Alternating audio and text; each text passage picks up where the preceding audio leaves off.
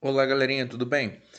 Dando continuidade ao conteúdo de vocês, falando sobre os reinos, hoje estaremos abordando sobre o Reino Plantae, um grupo extremamente importante para a vida no planeta, muito biodiverso, com algumas características únicas e exclusivas, e a gente vai estar falando um pouquinho sobre a evolução dos integrantes desse reino, começando com o grupo das briófitas, pteridófitas, gimnospermas e angiospermas, tá? Então vamos lá, Reino Plantae.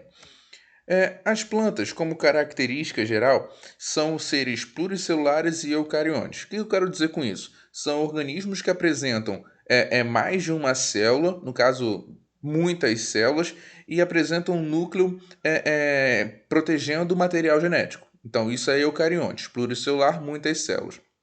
Nesses aspectos, as plantas são semelhantes aos animais, no caso, pluricelular e eucarionte. E também a questão dos fungos. Só que vai ter uma característica que vai distinguir desses dois grandes grupos, que é o fato de ser autotrófica. A planta é autotrófica porque ela produz o próprio alimento. Ela realiza esse processo através da fotossíntese, que eu coloquei aqui um esqueminha como que funciona, que já vou explicar já. O que acontece? A planta realiza tanto o processo de respiração quanto de fotossíntese. No processo de respiração, a planta absorve oxigênio e libera gás carbônico. Já no processo de fotossíntese, a planta vai absorver gás carbônico e liberar oxigênio. A planta vai apresentar uma característica que são os vasos condutores que vão conduzir a seiva bruta, que é a água e sais minerais. Essa água e sal mineral ela vai ser utilizada no processo da fotossíntese, tá? E como resultado da fotossíntese, a planta vai liberar oxigênio e produzir glicose. Essa glicose, então, juntamente com a água, forma a seiva elaborada que é direcionada para todas as partes da planta, tá? A gente vai falar um pouco mais sobre os vasos condutores mais à frente. Só que esse processo de fotossíntese é um processo muito comum que a gente já abordou como conteúdo de aula. Tá ok? Aqui tem os principais sais minerais que a planta vai precisar e xilema e fulema a gente vai falar mais à frente. Ok? Então vamos lá. Evolução do reino plantar. Temos aqui um ancestral comum que é a alga verde. A gente falou quando viu o reino protista, viu que o grupo das algas, as algas verdes principalmente, são muito semelhantes ao grupo das plantas, porém não formando tecido, o que diferencia das demais. Temos aqui então, seguindo as características, o embrião multicelular, arquegônios e anterídeos formando o grupo das briófitas. Essa característica aqui, embrião multicelular, arquegônios e anterídeos, ela é comum a todos os indivíduos do reino plantae. A primeira característica surgiu o primeiro grupo, briófitas. O tempo seguiu passando, formou então uma nova característica, o esporófito dominante, vasos condutores, folha e caule. Então, um novo grupo surgiu, que é o grupo das pteridófitas. O tempo continuou passando, uma nova característica veio a surgir, sementes e crescimento lateral também. Surgiu então um novo grupo das gimnospermas. O tempo continuou passando, surgiu um novo grupo, uma nova característica, no caso flores e frutos. Surgiu então um novo grupo, que é o grupo das angiospermas.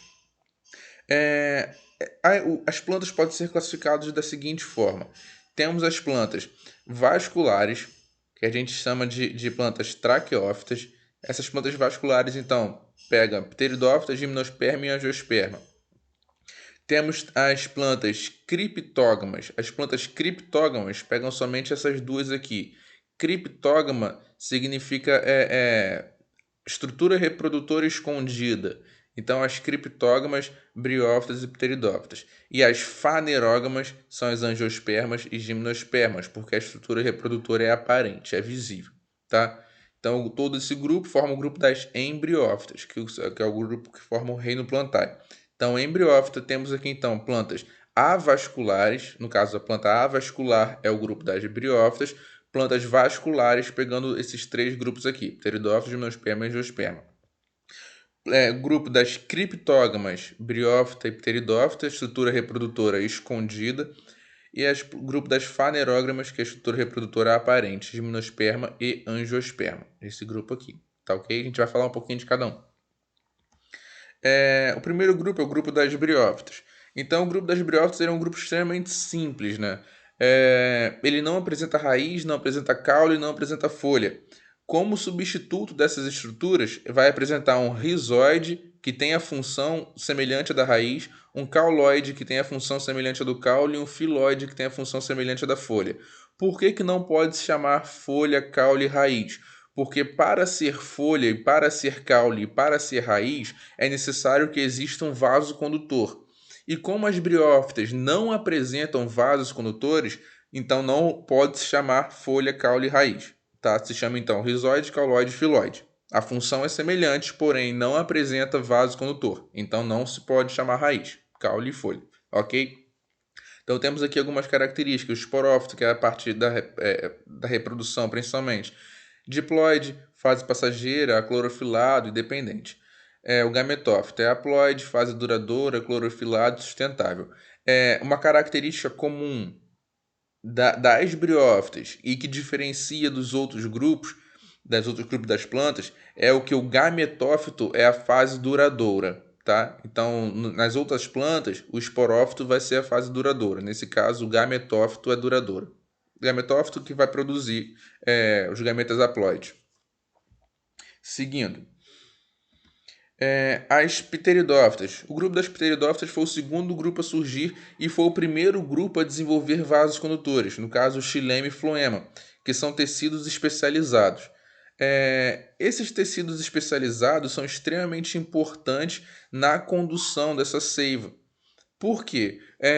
Quando ocorreu o desenvolvimento do reino plantae, as plantas dependiam de um ambiente úmido para viver, então dependiam de estar próximas à água.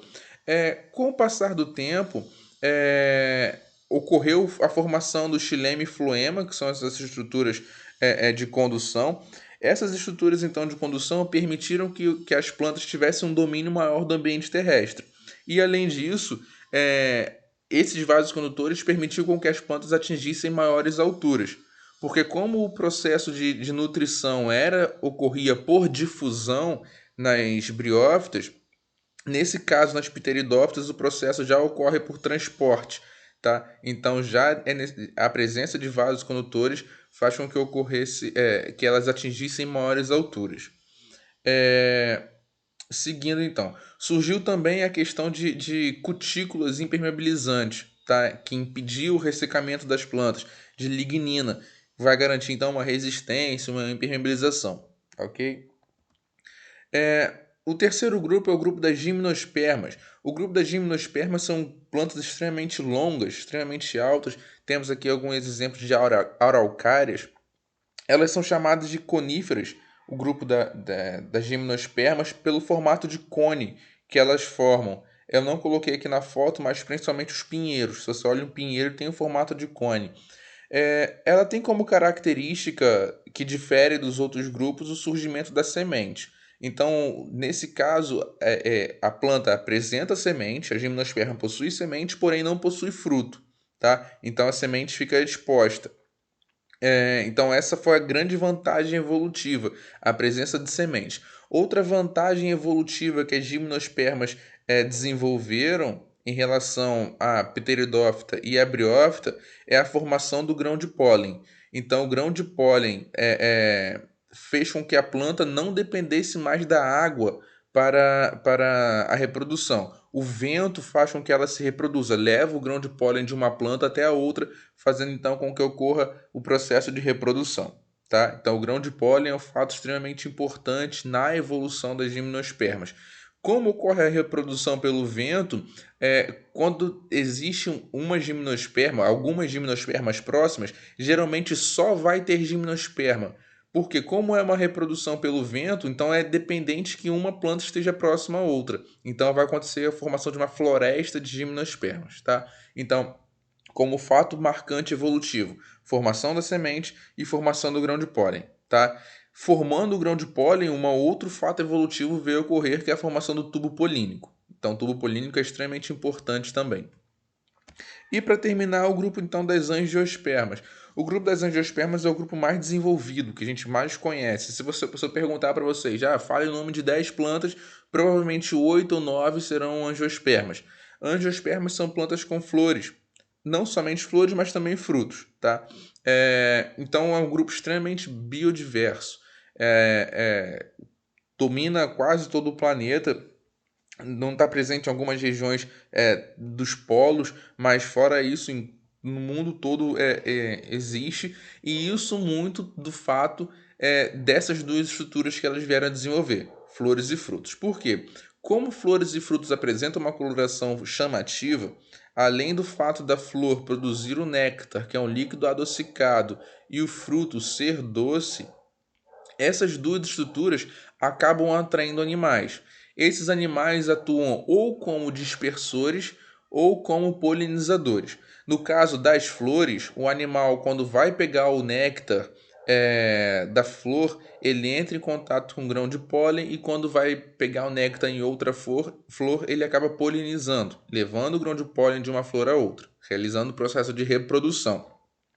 Já o fruto, ele é doce e chamativo.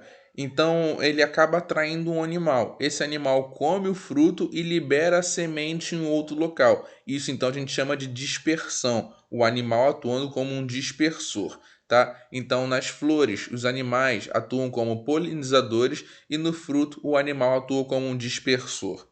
Tudo bem? A aula foi bem tranquila. Depois a gente vai falar de algumas características a mais do reino Plantae, mas por hoje era isso que eu tinha a passar para vocês, tá ok? Qualquer dúvida, sinaliza para mim que eu respondo depois. Tchau, tchau.